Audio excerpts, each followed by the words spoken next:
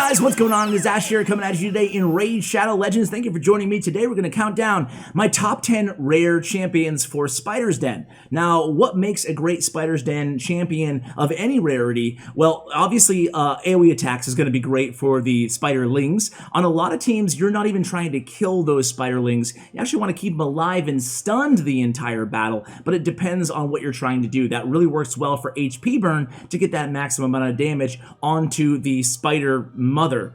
Either way, turn meter manipulation is super important on your Spiders team. That's why we're going to lead off with probably the big one, the one that you would expect to be on this list. We're going to cover maybe some of the most S-tier obvious rare champions first, and then go down to some that you might have not heard of before, but they definitely, in my opinion, justify you taking a look at them and building them out if you're lucky enough to pull them from a shard. Now, other than that, we have AoE attacks, we have the stuns, we have the turn meter manipulation. Also, like some support on there is important, depending on what level of Spider's Den you're on, but having some shield or some heal on the AoE is really important as well. Also, if you have a strip buff champion, or strip debuff champion rather, to get rid of those poisons, especially on what oftentimes is your heavy damage dealer, your Coldhearts, that's valuable as well. Why is Spider's Den so important? Well, it's pretty obvious, right? Why do you upgrade your champions in this game? Why do you ascend them, that is? It's not just because of the extra stats, it's mainly because it opens up all of your jewelry slots, right? And it's so incredibly,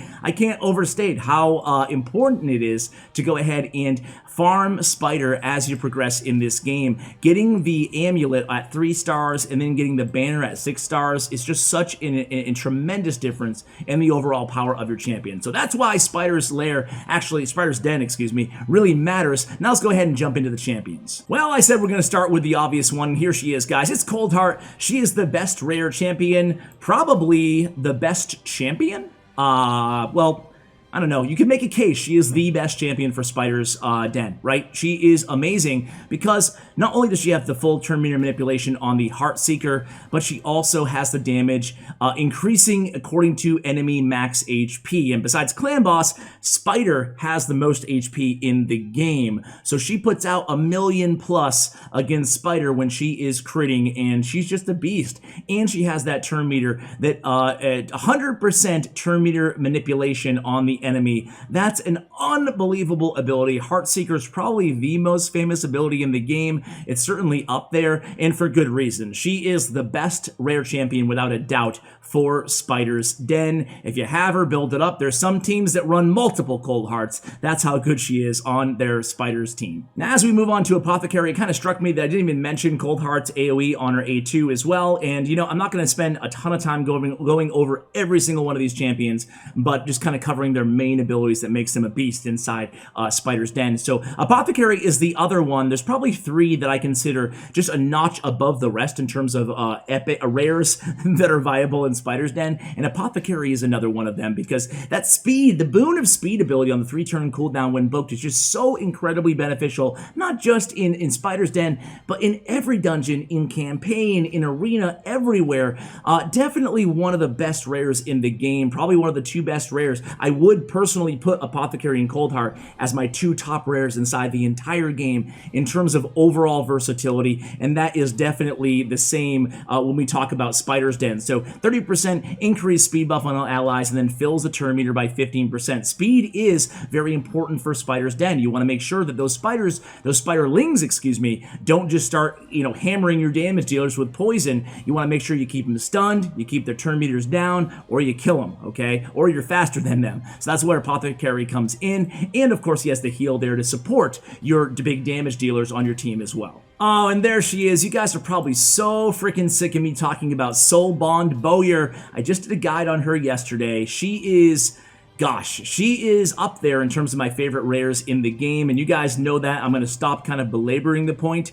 But she has kind of a mini Coldheart in her A3, the Soulbound Shot. Attacks one enemy, an additional 25% chance of inflicting a critical hit, which applies to all of her skills on her kit. She has a plus 25% crit rate on all skills, and then has a 75% chance, 100% when booked, of fully depleting the target's turn meter. Having her and a Coldheart on the same team is a great kind of dynamic 1-2 punch. And then on her A2, the Spider doesn't have a ton of defense, but still, Infused Arrow can put out a lot of damage in terms of direct damage to the Spider on her A2. So a really nice kit. And then the AoE on the A1 to help take care of those Spiderlings as well. Soulbind Bowyer and Apothecary and Coldheart are the top 3 for Spider's Den, the best 3 rares for Spider's Den in the game. And then there's a little bit of a notch down. Now we're going to go into the rest of the 7 champions I have picked out for you guys. It's Ragemonger. So Ragemonger is a Void Barbarian, and he's a champion that we've never actually talked about at all here on the channel. He's kind of a cool aesthetic to him as well. Let's take a look at his kit here. 1 enemy with a continuous heal on himself if the attack is critical, so he's going to heal himself up a little bit. That's nice. Attacks all enemies 2 times. Now, Ragemonger, what you want to do with him is build him in a stun set if you have the gear. That will make him way better. Same thing with Elaine. I don't have Elaine on my list, but she also has an AoE that hits 2 times. Now that's rare for a rare, but it's really useful when you put them in stun gear against the Spiderlings, right? That's going to stun them. It's going to make them waste an entire turn. So if you can on your Ragemonger, go ahead and put that stun gear on him. It makes him even better in Spider's Den. And then 1 enemy, 40% chance of placing an HP burn debuff for 2 turns on the A3. Now, I talked about this before, but HP burn will spread amongst the Spiderlings, especially if you're not killing them, if you're just stunning them, if you have them in a stun set or other AoE champions with stun on the same team as Ragemonger, you're looking really good. Ragemonger, definitely an overlooked champion many times when we talk about Spider's Den. Next up is Marked, another half-naked barbarian. She is really good for Spider's Den as well. Attacks 1 enemy on the A1, decreased defense. Nice to have the decreased defense on the Spider, obviously.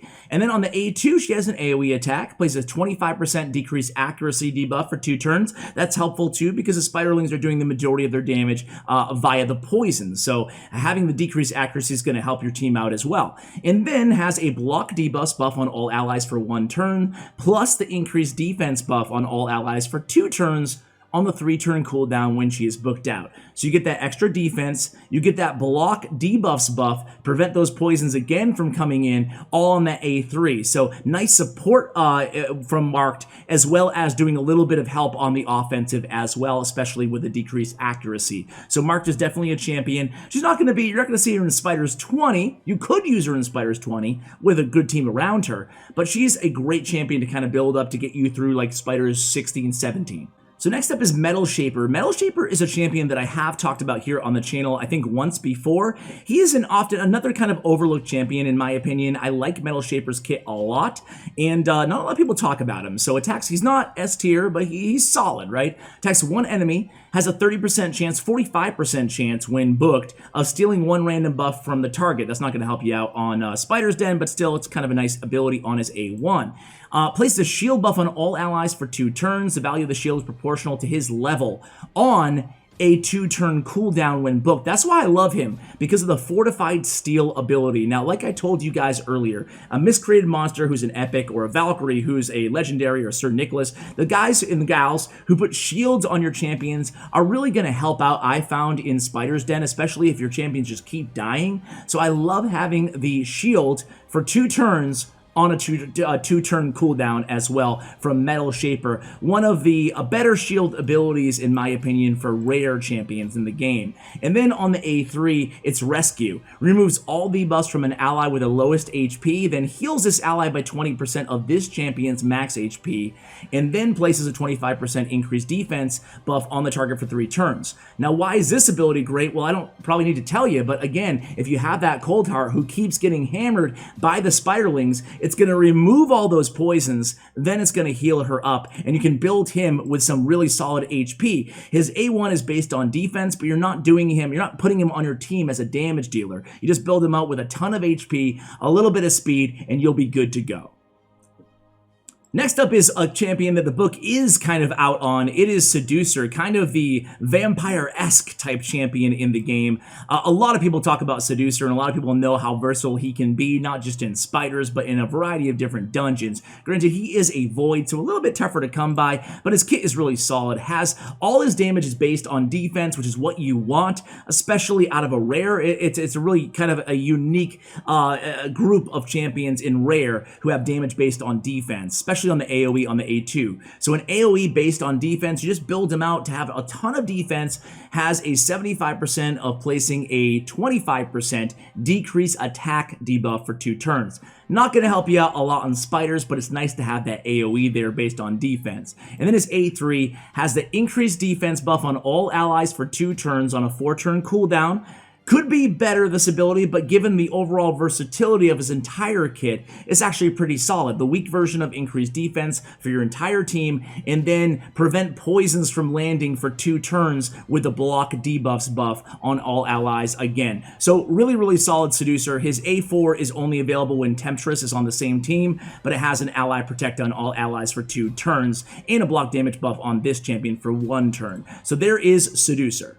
Next up is another champion who's kind of a low-key, kind of sleeper champion. It is Magus, and Magus is really cool for Spider's Den, guys. I wonder what people, 4.5 in terms of the reviews. Either way, attacks 1 enemy, has a stun chance on the A1. On the A2, it's a 75% chance, 100% chance on 3-turn cooldown when booked of placing a 5% poison debuff, strong version of poison, on all enemies for 2 turns. That's pretty solid. It's like a really, really, really watered down version of Bad L's A2 minus the heals on there, but it's pretty solid and it's only 1 poison. But still, you know, poison can help obviously against all the spiderlings and against the spider herself as well. Now her A3 is cool too. It's another AoE attack. So 2 AoEs, or well, AoE poison, then an AoE attack on her as well.